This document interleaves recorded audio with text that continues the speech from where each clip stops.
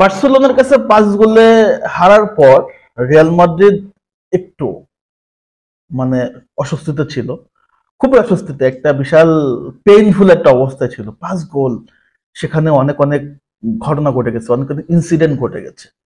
অনেকে বলা শুরু করছে যে কার্লো আনচেলত্তিকে স্যাক করে দেওয়া হবে। আবার দেখলাম লামিন ইয়ামাল এবং রবার্ট লেভানডস্কি যে কাজটা করলো সেটা কোনোভাবে আসলে গ্রান্টেড না। রিয়াল মাদ্রিদের একটা ফ্যানের সাথে ছবি তুললো, বাট তারা কি করলো, এই যে রিয়ালের লোগোটা আটকে রাখছে। কমন সেন্স থেকে তারা পুট কেটে নিয়ে ঘুরে এই রবার্ট লেভানডস্কি আর হচ্ছে লামিন ইয়ামাল। সালা 2 দিনের বৈরাগী ভাতের বলো বন্ধ না, হ্যাঁ? রিয়াল মাদ্রিদের ছবি তুলতেছো, রিয়াল মাদ্রিদের লোগোটাকে ডাইকা না, এটা কোন ধরনের ফাজলামি? এটা কোন ধরনের ফাজলামি? লিমিট থাকা দরকার, ফাজলামি করার লিমিট থাকা দরকার, লিমিটটা ক্রস করে ফেলছে। তো যাই হোক, এখন যাদের মাথায় আসলে তার নাই, তাদের মাথায় আপনি মানে জোড়া দিবেন কি? যদি তার কাটা থাকতো তাহলে ঠিক আছে, তাদের মাথায় তারই তো নাই। তো যাই হোক, গতকালকে রিয়াল মাদ্রিদ কোপা দেল রের ম্যাচ খেলছে সেল্টা ভিগোর সাথে, 5-2 গোলে জিতছে এবং কনভিন্সলি উইন। এবং এই জয়টা রিয়াল মাদ্রিদের এরকম একটা মানে দুর্দান্ত কামব্যাক দরকার ছিল। বার্সেলোনার কাছে হারার পর ভেরি ফার্স্ট গেম, দুর্দান্ত একটা কামব্যাক রিয়াল মাদ্রিদের পক্ষ থেকে। এবং এই ম্যাচটাতে দুর্দান্ত রিয়াল মাদ্রিদ। এখন এই ম্যাচে আরো অনেক ভুল ছিল, বাট 5-2 গোলের জয় সত্যি স্বস্তির। ফার্স্ট 2টা গোলই রিয়াল মাদ্রিদ ফার্স্ট হাফে একটা, সেকেন্ড হাফে একটা গোল দিয়ে ফেলে, বাট পরবর্তীতে কিন্তু আবার 2টা গোল খেয়েও যায় শেষ সময়ে ডিফেন্স এর ভুলে। এবং লাস্ট গোলটা অ্যাসেনসিওর আসলে ডি বক্সের ভিতরে পেনাল্টি করার কারণে আসলে গোলটা পেয়ে যায়। এবং রিয়াল মাদ্রিদ যখন ইজিলি 2-0 গোলে জিতে যায়, সেখানে দেখা গেল 2-2 গোলে ড্র হয়ে গেল। এবং শেষ পর্যায়ে কি হলো, যে এক্সট্রা টাইমে যখন খেলাটা গেল তখন কিন্তু রিয়াল মাদ্রিদ এক কথা হিমুলেট করে ফেললো। এনরিকের 2টা গোল এবং ফেদেরিকো ভালভার্দের একটা গোল।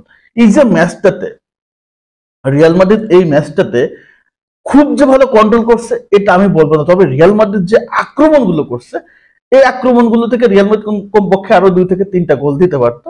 এবং এখানে ভিনিসিয়াস জুনিয়রের একটা ইজি গোল, সেটা তাদের ডিফেন্স ঠেকাই দিল।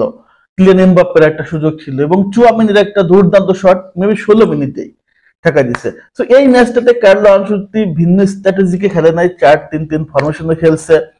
রদ্রিগোর জায়গায় আমরা দেখতে পাচ্ছি হচ্ছে ব্রাহিম দিয়াজকে, অ্যাসেনসিওকে ঠিকঠাক ইউজ করছে। এবং চুয়ামেনি আসলে কি, চুয়ামেনির যে পজিশনটা, সেই পজিশন দিছে চুয়ামেনি পারফেক্ট।